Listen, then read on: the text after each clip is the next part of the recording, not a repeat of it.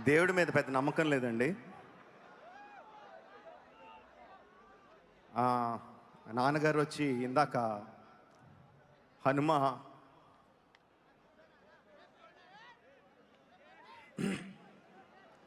వెనకాల ఉంటాడు, గుండె తట్టి నడిపిస్తాడు అని చెప్పారు.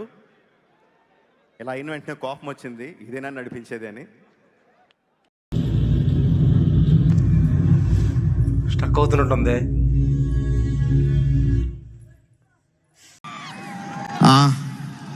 Okay, finally it happened. Some are emotional moments.